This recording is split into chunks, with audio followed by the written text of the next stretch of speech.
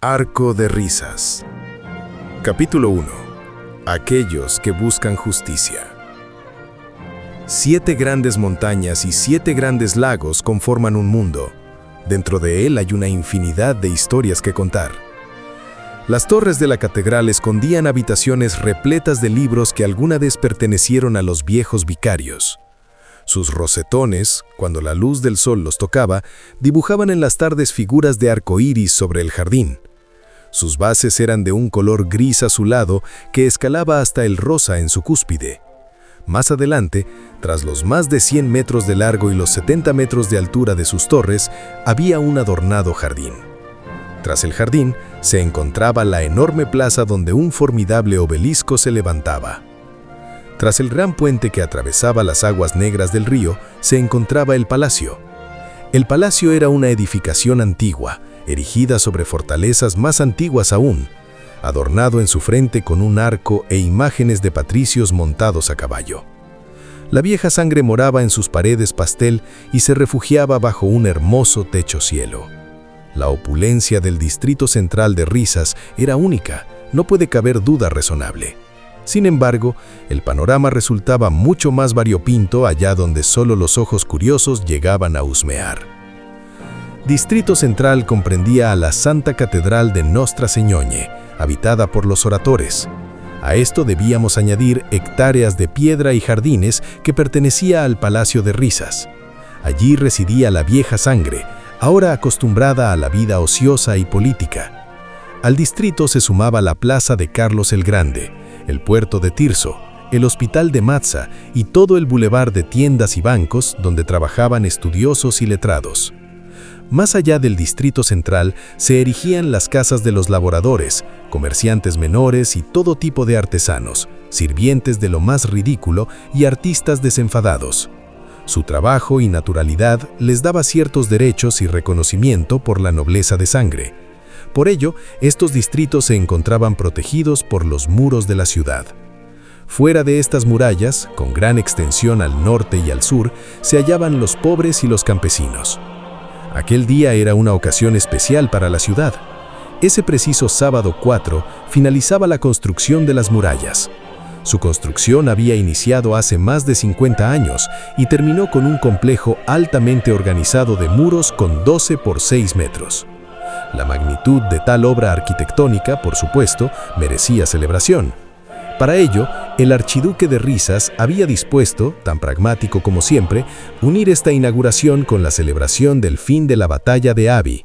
Así se celebraba que los infieles a la corona habían sido masacrados en singular batalla. Se programó un desfile de barcos de fino acabado. Además, desde tempranas horas, se levantaron diferentes juegos y puestos de comida en toda la plaza de Carlos el Grande. Una pasarela de moda, un espectáculo de cometas y fuegos artificiales, entre otras cosas, también se programaron.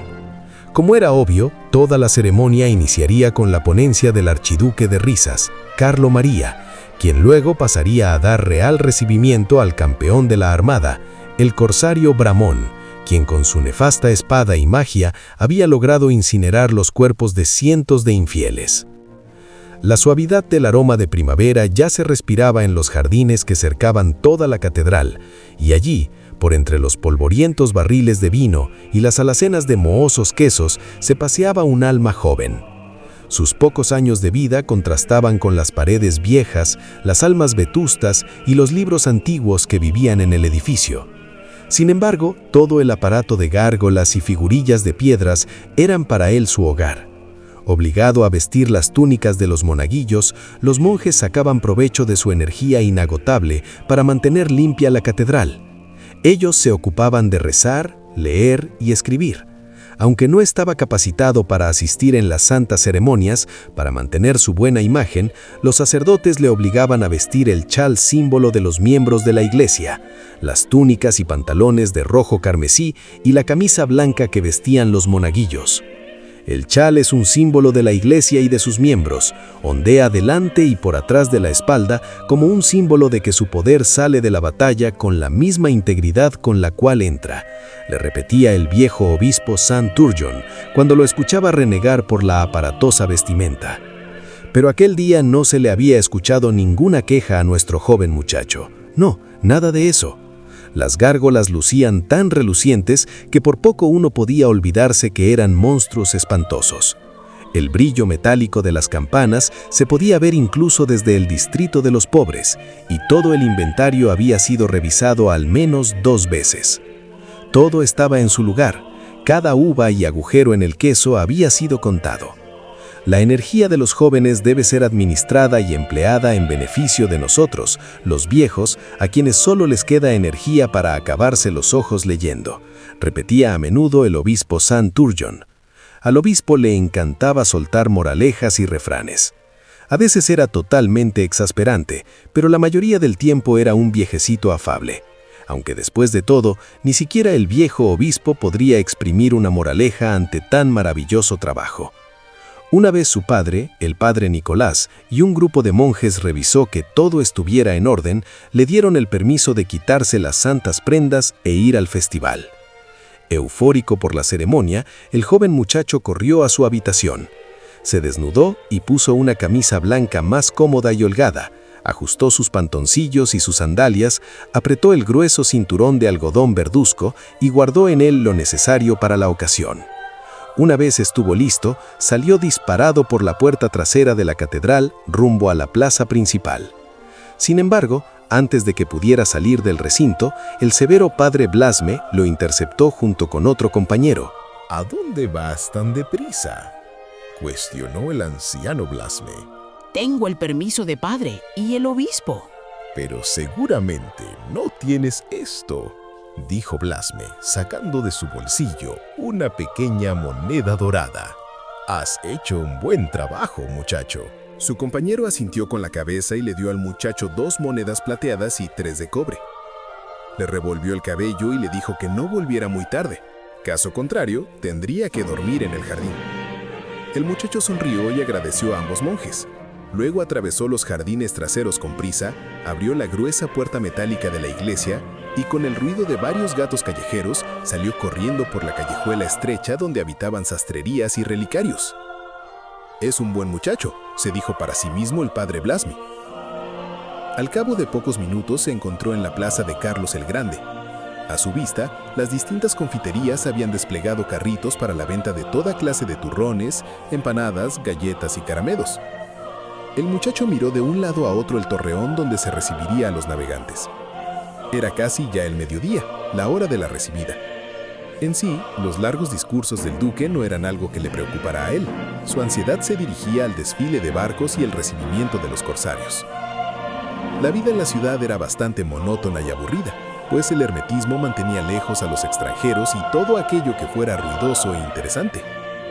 Rises era una ciudad vieja, llena de gente vieja, almas viejas, la vieja sangre.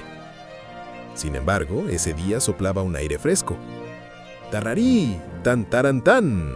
Resonó la fanfarria real, marcando el inicio de la ceremonia. Corrió rápidamente, aprovechándose de su delgada contextura para discurrir entre el público. Llegó un momento en el cual no pudo acercarse más, sin embargo encontró un árbol al cual subirse. Una vez arriba, sacó sus binoculares. Los somitarios estaban desplegados alrededor de toda el área. Ellos eran personas que por medio de hechizos podían expandir un mensaje. Accesoriamente por todos lados, enormes espejos de metal dorado podían dibujar en colores ocres lo que reflejaba un espejo principal que miraba hacia el podio del duque. Cabe resaltar que toda la ceremonia era cercada por caballeros de la Orden de Plaza de la Plata y Río de la Plata, quienes también custodiaban los muros de la ciudad. Al estar todos los preparativos listos, un minuto antes de que llegara el mediodía, el duque inició con su discurso.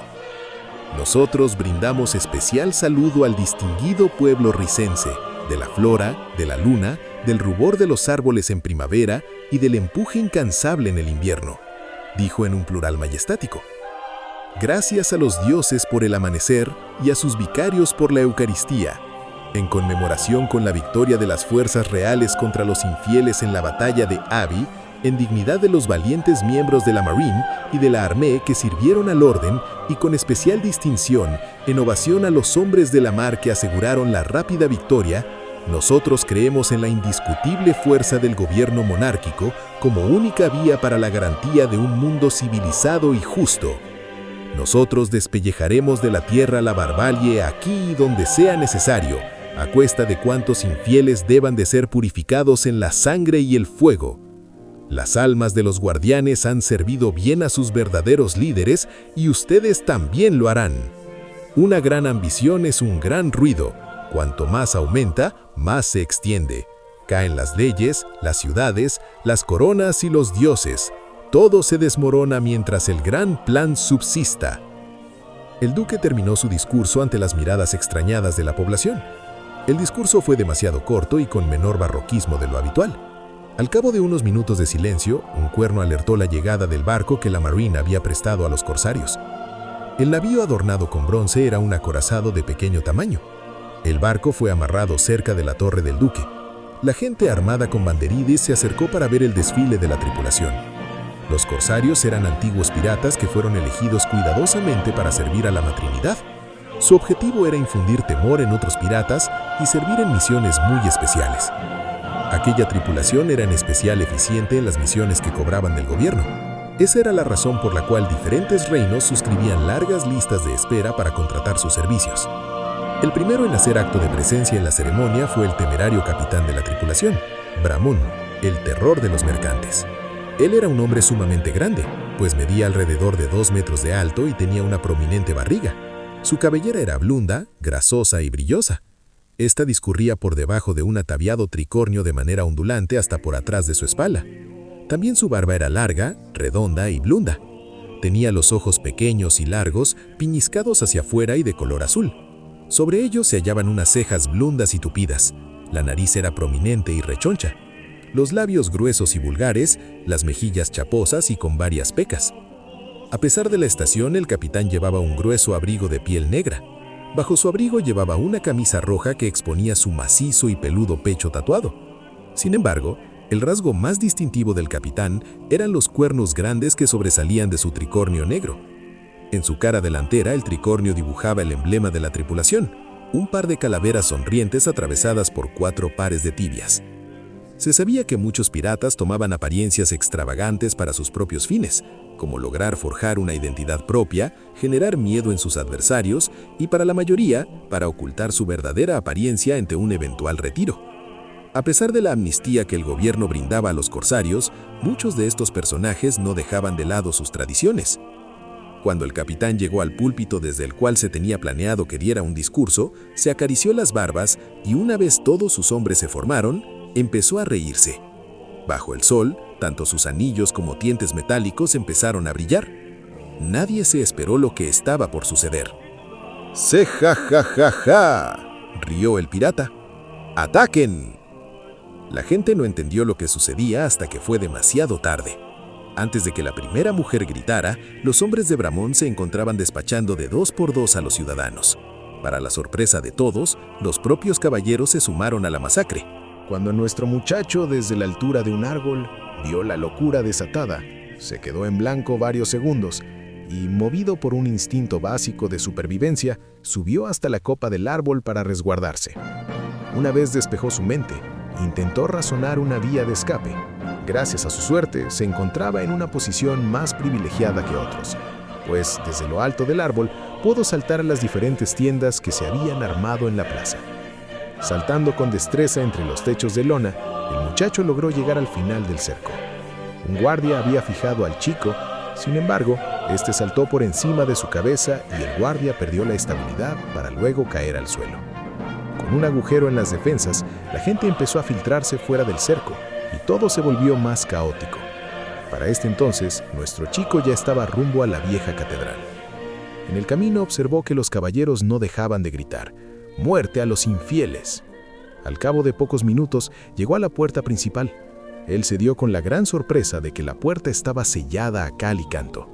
Gritó desesperadamente y obtuvo respuesta de los padres, quienes le dijeron que entrara por la puerta trasera. Así lo hizo, y en pocos minutos su padre le recibió allí. Tras empujarlo adentro, los curas cerraron la puerta y tumbaron varios muebles para bloquear la entrada. Al menos por el momento, Alexander estaba a salvo. Ahora que el último miembro de la catedral yacía con ellos, el padre Blasme dirigió la defensa del complejo. Podrían parecer ancianos endebles, pero todos los miembros estaban capacitados para proteger los secretos de su culto hasta las últimas consecuencias. En antaño, la iglesia poseía el monopolio de lo místico. El conocimiento de las artes arcanas era reservado solo para uso de los clérigos, quienes, por medio de sus libros y experimentos, así como sus vínculos con otros planos, habían logrado acceso a lo mágico. Sin embargo, ese poder fue disminuido en épocas recientes. Los clérigos, encerrados en su catedral, sabían que el propio Bramón era consecuencia directa de la persecución que vivieron hace varios años. Fueron religiosos perseguidos por el gobierno, quienes esparcieron artes y conocimientos mágicos donde nunca se debió. Fueron estos hechos los que llevaron a la creación de verdaderos monstruos, entre ellos el propio Bramón. Pero aquel no era momento para lamentarse y maldecir a las coronas y su vieja sangre. Blasme dirigió un selecto grupo de padres diestros en el uso de armas para protección de las puertas. Muchos eran veteranos de las antiguas guerras, por lo cual sabían defenderse. Detrás de este grupo se encontraban los encantadores. Aunque los mejores hechiceros se guarecieron junto al obispo en secreto, Blasme tenía sus propias lumbreras. Los monaguillos y bibliófilos demasiado ancianos fueron mandados a no estorbar y quedarse en las bibliotecas, bodegas y salones que tuvieran puertas con llave. Entre este grupo se encontraba Alexander, quien se había despedido de su padre, Nicolás, uno de los religiosos más hábiles en el uso de la espada.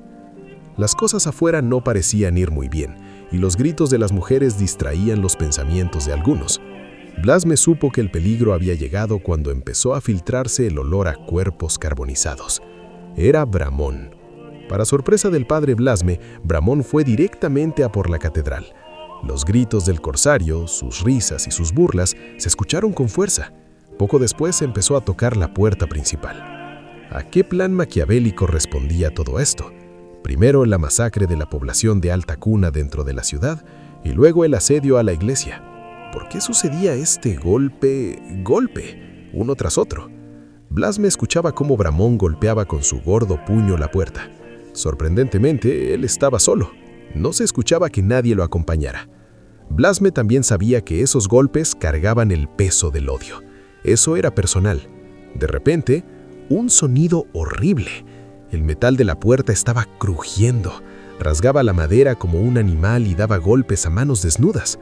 Conocía los trucos de los santos y cómo contrarrestarlos. Los clérigos adoran el orden, el caos de la realidad les aterra, funde sus almas con el miedo, escuchó decir alguna vez. En la retaguardia, Blasme y sus compañeros empezaron a rezar.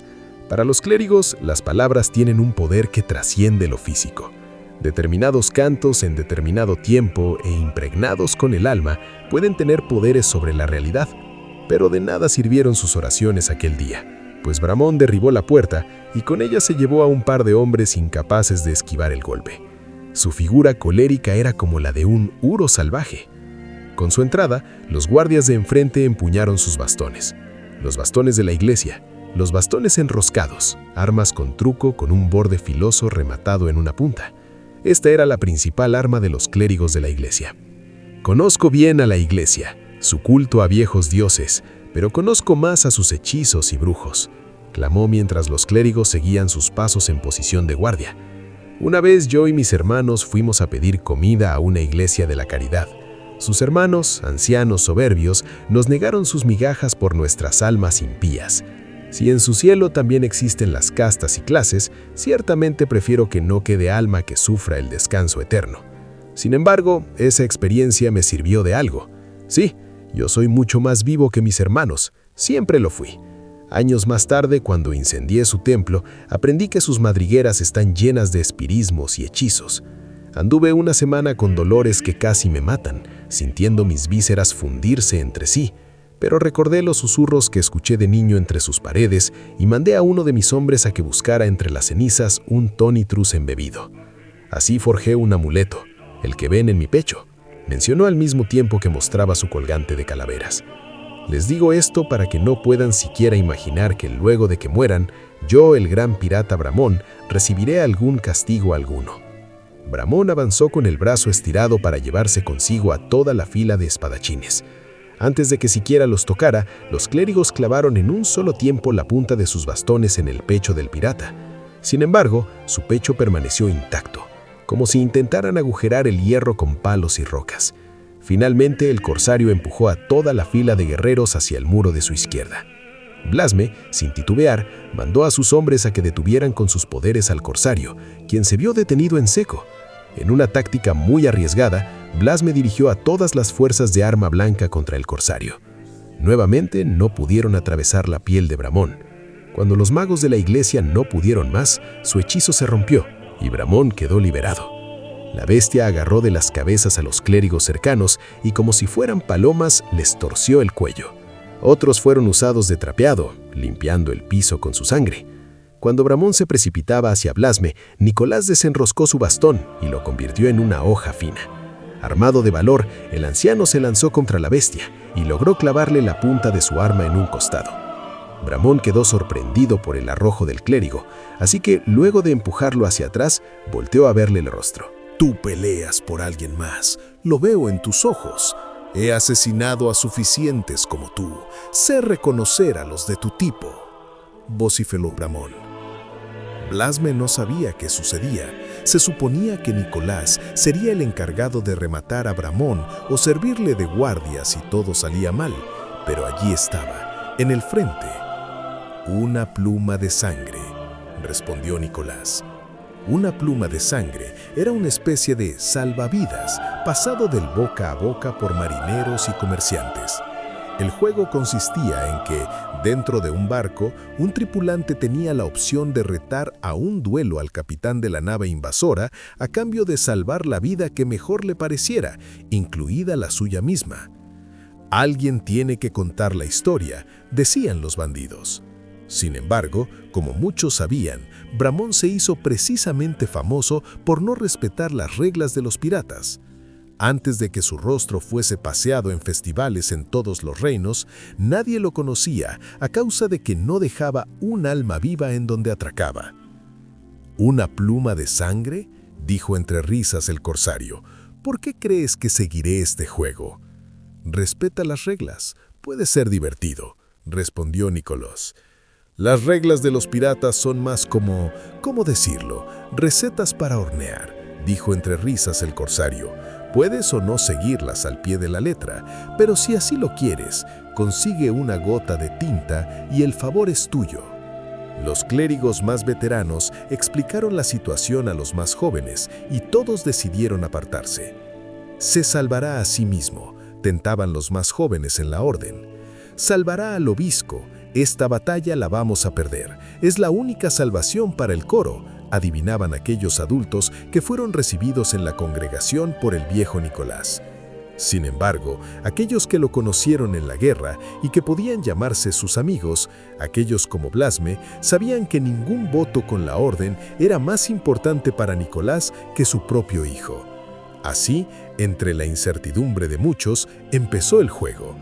Bramón arremetió como un orco colérico a puño limpio, destrozando las baldosas del suelo cuando golpeaba y arrasando con quien se interpusiera entre él y Nicolás. Mientras tanto, el anciano clérigo se mantenía tranquilo, esquivaba los golpes en busca del momento oportuno. A pesar de su gran agilidad para su edad, Nicolás ya no era un jovenzuelo y sus huesos y músculos no podían seguir el paso. Al poco tiempo, retumbó en todo el edificio un poderoso grito del anciano. Su hijo, escondido en las bodegas, escuchó la voz de su padre. Todo era absurdo. Los mejores hombres habían ido al encuentro de Bramón y él había derribado la puerta más fuerte de la iglesia a base de puñetazos. ¿Qué diferencia habría si saldría? Las calles sufrían un cobro de sangre. No existía diferencia si estaban en esa bodega o afuera. Igual todos iban a morir, y si tenía que hacerlo, él lo haría con su padre.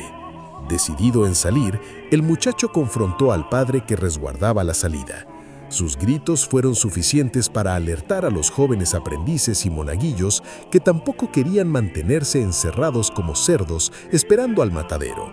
El miedo no demoró mucho en convertirse en cólera, y en medio de todo el disturbio, el padre guardián mandó a un compañero a que abriera la ventana y por ella lanzó la llave.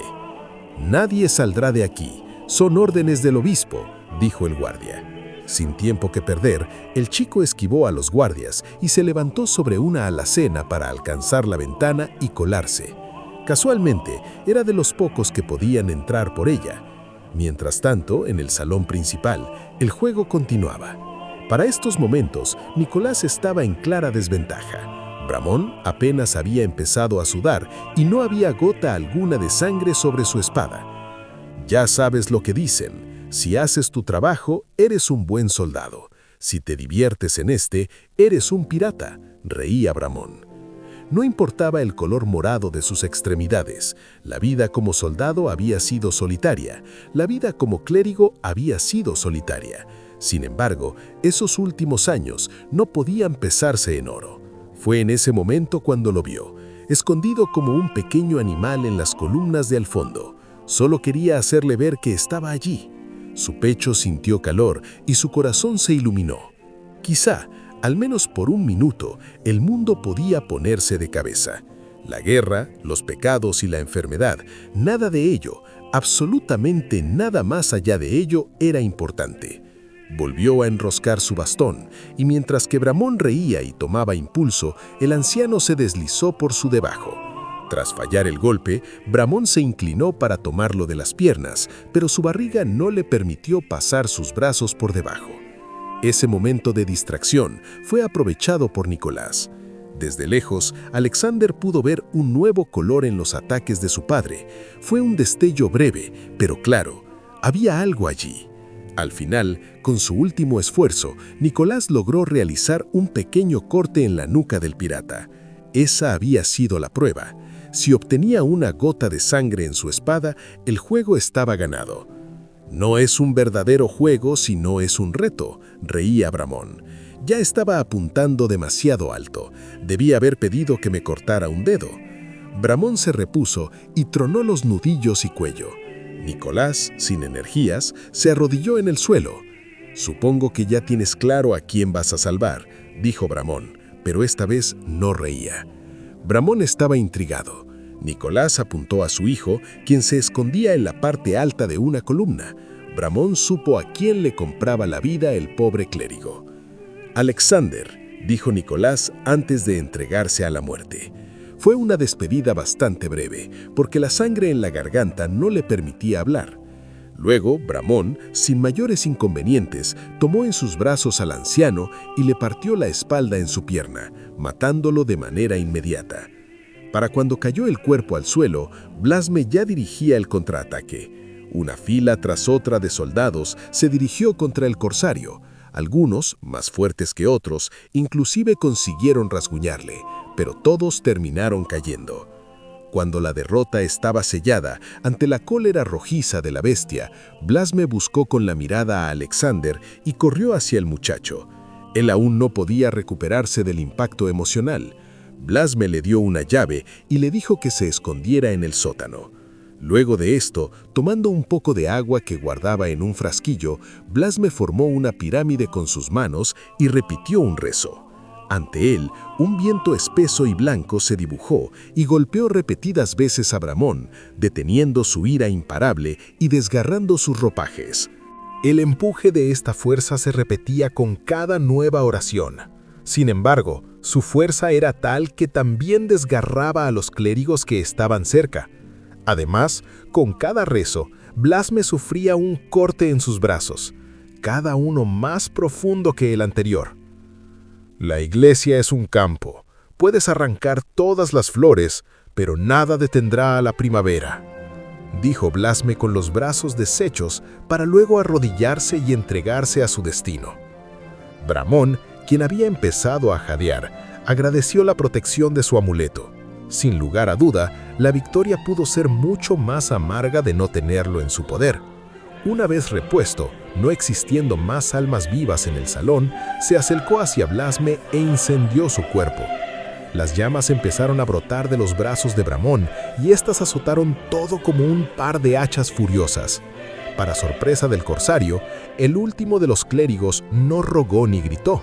Se fue con la misma dignidad con la cual luchó, y el corsario respetó eso. Mientras tanto, Alexander había logrado alejarse del lugar con torpes pasos, casi arrastrándose por el suelo. Se encontraba refugiado dentro del almacén de los víveres. Lágrimas amargas empezaron a resbalar de su joven rostro. El humo empezó a filtrarse por debajo de la puerta y se escuchó el crujir de la vieja madera. Empezaron a gritar aquellos que se resguardaban en los salones y el humo seguía subiendo por todos lados, adentro y afuera. No había lugar a salvo. Se encontraban encerrados como ratas en los muros que debían protegerles. Alexander no supo cuánto tiempo pasó entre un momento y el otro. Luego empezó a respirar con más calma y se acercó a gachas por la puerta. El corredor yacía destruido. Las paredes tenían marcas negras, como las zarpas de una bestia. De pronto, los sonidos de un par de botas se colaban a su oreja. El muchacho retrocedió rápidamente con el pecho ardiente y la cabeza nublada. Sentía que la respiración quemaba, que todo se hacía pequeño y el miedo grande. Bramón entró a la bodega sin saber quién estaba allí. Miró al chico y sonrió. Era como un pajarito fuera del nido, con las alas en huesos y la mirada insolente. El pirata siguió sonriendo y le apuntó con su gordo índice. «Eres muy afortunado». Alexander se quedó callado, pero adentro de sí dibujaba la imagen del duque y la incendiaba en las llamas del odio. «Volveremos a vernos, pero esa vez tú mismo deberás ganarte el derecho de vivir». «Ja, ja, ja, ja», rió el pirata. Bramón se marchó y llegó en poco tiempo al vestíbulo. Antes de irse, miró hacia arriba y vio las bellas pinturas del techo. Pinturas sobre el castigo, el cielo y la fe. Con una sonrisa macabra, el corsario invocó una gran llama en sus manos y la estrelló contra el techo, derrumbando el mural y parte de la segunda planta. «No hay ángeles en este mundo», pensó para sí mismo. «¿Pero demonios?», susurró para nadie. Una vez terminado el trabajo, desapareció en las calles repletas de humo y polvo. Alexander, con los sentidos agudizados, escuchó claramente cómo el pesado hombre abandonaba su hogar. Se levantó y el primer paso fue torpe, tembloroso. Se recostó con las extremidades en el suelo. Se había cortado la mano con el vidrio del suelo. Vio la sangre y se quedó un minuto observándola. El tiempo pareció eterno, pero los gritos de algún desgraciado afuera le hicieron volver dentro de sí. Caminó apoyándose en los muros, temeroso de que un techo cayera sobre él. Sus mejillas negras de polvo y su cabello sucio de grasa, sus rodillas raspadas y sus dedos pellizcados. El muchacho caminó en búsqueda de alguien y finalmente escuchó una voz familiar, apenas un mugido, una garganta enrojecida y un acento anciano. Se trataba del obispo Centurión. El anciano lo llamaba desde el sótano donde se había guarecido con sus guardias. Alexander corrió hacia el origen de la voz y allí intentó abrir la escotilla que conectaba con el sótano. Sin embargo, esta ardía con fuerza y le quemó los dedos. Bramón había intentado cocinar vivos al obispo y sus guardias. Gracias a su destreza, el obispo apenas había logrado sobrevivir, pero a costa de la vida de sus compañeros. «Alexander», mugió el anciano. «Muchacho, dime, ¿estás solo? La puerta no puede abrirse. La cerradura ha sido fundida. Dime, ¿la estructura de la iglesia es sólida? No, parece ser que la estructura ha sufrido mucho daño. Si abro la puerta, quizás todo colapse. Quédate lejos, lo suficientemente lejos. Voy a intentar algo». Alexander se resguardó. No supo muy bien cómo, pero al poco tiempo se escuchó un fuerte ruido y todo el suelo se movió. Logró escuchar al obispo suspirar una vez ascendió. Sin embargo, al poco tiempo todo el techo colapsó en el área. El muchacho corrió para ayudar al anciano obispo. Sin embargo, ya era demasiado tarde. El anciano yacía debajo de pilas de escombros. A las justas su brazo izquierdo y cabeza podía emerger de pilas de piedra y cemento. «Es muy tarde, niño», balbuceó con voz dulce. «Y esta vez ningún truco podrá salvarme. Hemos sido traicionados. Traicionados. Maldita sea. Nada tenía que terminar así, queridos hermanos». El gemido del anciano perforó el espíritu del muchacho, quien volvió a llorar amargamente. El espíritu del venerado monje se quebró, y una lágrima plateada brotó de su mejilla. «Eres el último de nosotros, Alexander. Tal vez fuimos muy severos contigo. Estúpidos arrogantes. Estúpidos, estúpidos, estúpidos. Tan ciegos, tan distantes.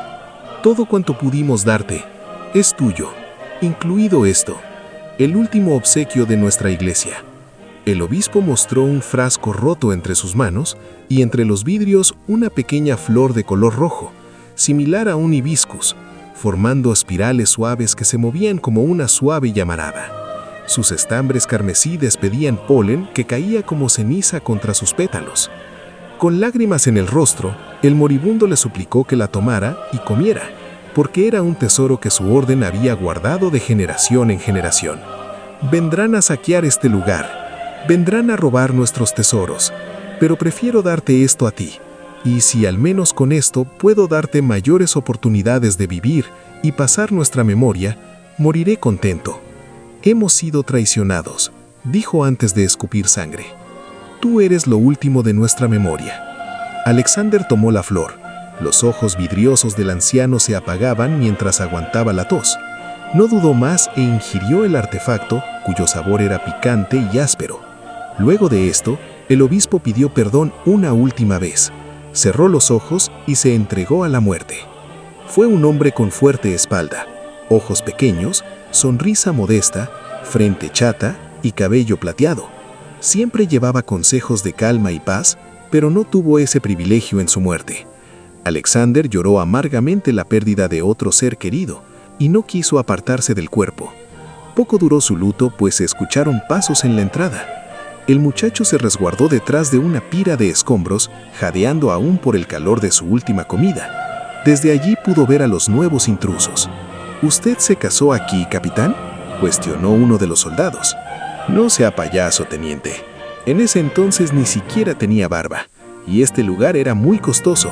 Pero mira ahora, mi sala está mejor que este polvorín», respondió el capitán. Se trataba de un grupo de 3 caballeros de la Orden de Río de la Plata.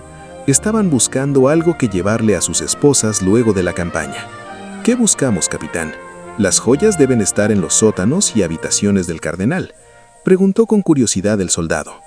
«Obispo, sargento, aquí no está el cardenal, y tampoco buscamos joyas», aclaró el capitán.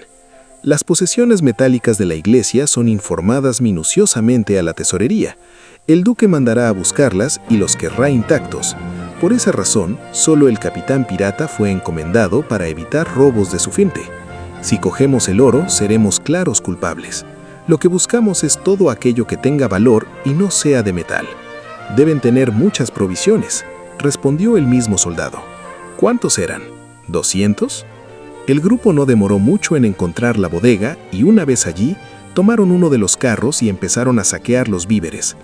«Luego hacemos el repartimiento, muchachos. Por ahora solo sírvanse todo lo que puedan». Alexander siguió de cerca al grupo, siempre escondido entre los escombros. Sabía que ambas órdenes de caballeros habían participado en la masacre, así que no podía confiar en ellos. Tenía pensado esperar a que todos se fueran para subir a la torre del obispo y trazar una ruta de escape. Lamentablemente, ese plan no podría ver la luz, ya que empezó a sentirse mareado. No sabía por qué, pero sus ojos se cerraban y sus piernas se sentían débiles. Antes de que pudiera percatarse, cayó inconsciente e hizo un aparatoso ruido entre los escombros y restos de metal de cocina. Por supuesto, el capitán se percató del ruido y fue a su encuentro. «Es solo un niño, apenas tiene la edad de mi muchacho», dijo cuando lo encontró en el suelo.